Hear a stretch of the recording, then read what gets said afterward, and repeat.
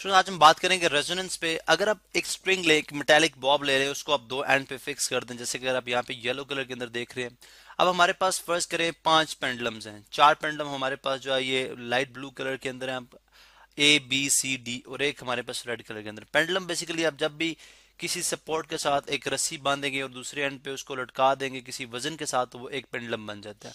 अब यहाँ पे अगर आप देखें तो जब मैं इस जो हमारे पास पेंडुलम ई है, ठीक है, इसको वाइब्रेट कराऊंगा, यानी इसको मैं हल्का सा टच करूंगा, तो आप देखेंगे कि इस तरह से ये मूव करना शुरू कर देगा, इस तरह से ये मूव करना शुरू कर देगा। ठीक है, आप यहाँ पे देख सकते हैं पॉइंट, यानी इसका मेन पोजीशन था ओ ओ ओ से ये ए पे जाएगा, फिर ए से बी पे जाएगा।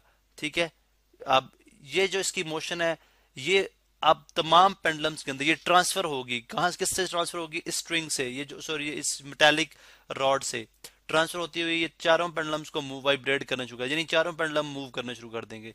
लेकिन जो इसमें इंपॉर्टेंट बात है वो ये है कि आप देखेंगे जो जिसकी लेंथ इस पेंडुलम के बराबर है, जैसा कि पेंडुलम आपका सी है, ये पेंडुलम इक्वल वाइब्रेशन के साथ या इक्वल फ्रीक्वेंसी के साथ मूव करेगा, जितनी फ्रीक्वेंसी बी की, जितनी फ्रीक्वेंसी ई की है।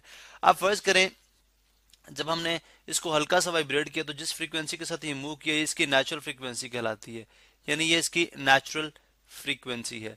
अब इस नेचुरल फ्रीक्वेंसी ने उस पेंडुलम को जिसकी नेचुरल फ्रीक्वेंसी इसके साथ मैच करती, जैसा कि सी था, उसको भी मजबूर किया कि वो भी अपनी नेचुरल फ्रीक्वेंसी के साथ मूव करना शुरू कर दें। फर्स्ट करें यहां से लेके, यानी ए से लेके बी तक और बी से वापस ए तक, ये एक कंप्लीट ऑसिलेशन है, ये कंप्लीट साइकिल है एक। ठीक है, तो आप यहाँ पे कह सकते हैं कि अगर जो ई है वो 0.5 साइकिल पर सेकंड के साथ हरकत करी थी, यानी आधा साइकिल, यानी यहाँ से ए से बी तक जाती है 1 सेकंड के अंदर, ठीक है, पर सेकंड।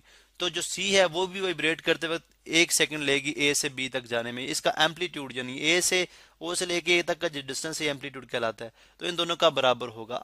अब यानी जब जब एक बॉडी अपनी नेचुरल फ्रीक्वेंसी से मूव करती है और वो मजबूर करे दूसरी बॉडीज को जो जिनकी नेचुरल फ्रीक्वेंसी उसके साथ मैच करती है कि वो भी वाइब्रेट करना शुरू कर दें उसी एम्पलीट्यूड के साथ, ये जो फिनोमेना है ये कहलाता है हमारे पास रेजोनेंस।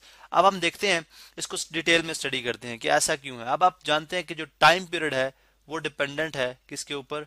आपके पास 2 पाई रिलेशन आपने पढ़ रखा है, L by G. L is the length of pendulum, जी आप जानते हैं कि आपके पास जो ग्रेविटेशनल एक्सेलरेशन है, जिससे बॉडी नीचे, जिससे जो ग्रेविटी है वो नीचे खींचती है हर चीज को, और टी टाइम पीरियड है। और आप जानते हैं कि टाइम पीरियड जो है 1 ओवर फ्रीक्वेंसी के इक्वल भी होता है।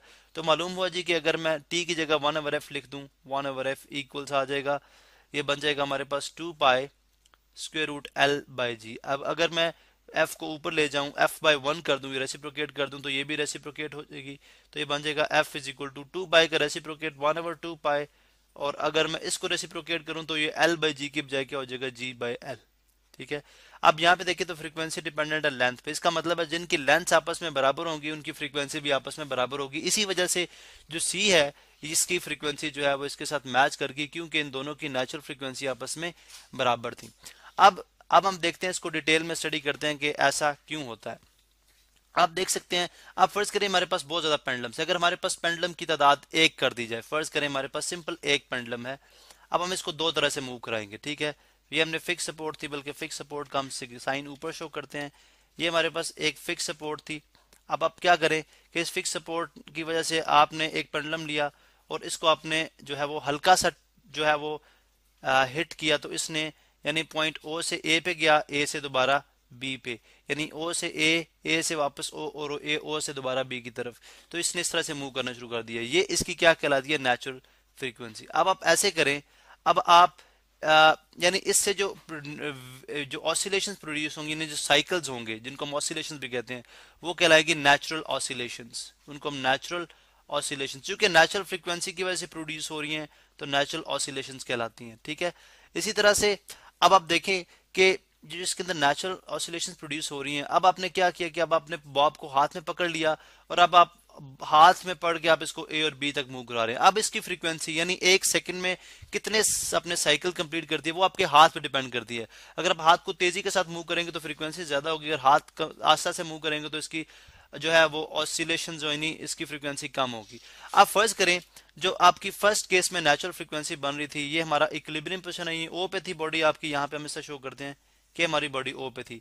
पहले आपकी बॉडी ओ से ए पे गई, फर्ज करें ये इस तरह से इसकी वाइब्रेशन प्रोड्यूस, फिर ओ से वापस ए से वापस ओ पे आती हुई यानी ओ तक आई, ठीक है, ये ओ है, ये ए है और ये बी है, ठीक है, यानी ओ से ए तक गई, ए से वापस ओ तक, फिर ओ से दूसरे एंड पे गई जो कि आपका दूसरा एंड है बी तक, और बी से वापस दोबारा ये ओ तक आएगी, फिर ओ से जाती हुई दोबारा ए तक, ए से जाती हुई दोबारा ये ओ तक, ओ से वापस बी तक, और इस तरह से इसके अंदर ऑसिलेशन प्रोड्यूस होती रहेंगी। अब आप यहाँ पे देखें तो ये जो अपर पार्ट है ये हमारे पास कहलाता है क्रेस्ट, और ये उसका लोअर पार्ट है ये हमारे पास कहलाता है ट्रफ, ठीक है। अब होगा क्या कि अब आपने दूसरी यानी ये जो जो व्हाइट कलर के अंदर है ये आपके पास है नेचुरल ऑसिलेशंस है ये, ठीक है, नेचुरल ऑसिलेशंस है। अब आप ऐसे करें, इसके अंदर आपने क्या किया जी कि आपने इसको बाय में भी चलें रेड, अभी रेड कलर ग्रीन कलर के साथ करते हैं कि जो फोर्स ऑसिलेशन है, जब मैंने इसको हाथ से पकड़ा इस पेंडुलम को, इस बॉब को, ठीक है, तो मैं इसको इस तरह से वाइब्रेट कराऊंगा अब कि इसकी जो फ्रीक्वेंसी है वो नेचुरल फ्रीक्वेंसी के साथ मैच कर जाए। यानी अभी जो है यानी जिस जिस जिस हाफ सेकंड के अंदर अगर इसका क्रेस्ट प्रोड्यूस हो रहा था तो हाफ सेकंड के अंदर ही इसका ट्रफ प्रोड्यूस होगा, ठीक है, और इसी तरह से फिर हाफ सेकंड के अंदर यानी 1 साइकिल पर सेकंड अगर इस पेंडुलम की फ्रीक्वेंसी हम ले लें 1 साइकिल पर सेकंड, यानी एक साइकिल 1 सेकंड में कंप्लीट करी है, तो जो आपका हाथ से जब आप इसको करेंगे पकड़ के इस तरह वाइब्रेट कराएंगे तो वो भी 1 साइकिल पर सेकंड होना चाहिए, ठीक है, 1 साइकिल पर सेकंड, यानी बल्कि हाफ सेकंड में ये क्रेस्ट और हाफ सेकंड में ट्रफ, इस तरह से ये 1 साइकिल पर सेकंड हो जाएगा। अब आप देखें दोनों की जो फ्रीक्वेंसी ओवरलैप करके तो फाइनली क्या होगा, आप देखेंगे इसके जो एम्पलीट्यूड है यानी जो एम्पलीट्यूड इसका और मीन से डिफरेंस है, ये वाला डिस्टेंस ये कहलाता है एम्पलीट्यूड।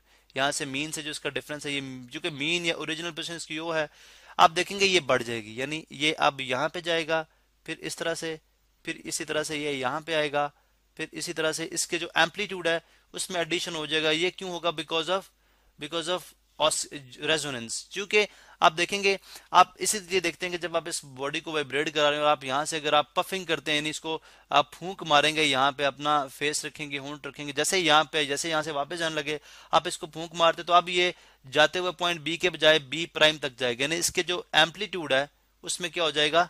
इजाफा हो जाएगा। अब ये जो है यानी ये भी जो फिनोमेना है ये भी बिकॉज ऑफ रेजोनेंस है। अब इसकी एप्लीकेशंस क्या हैं वो हम इसी लेक्चर को कंटिन्यू करेंगे, लेकिन उसके लिए आप नेक्स्ट वीडियो देखें।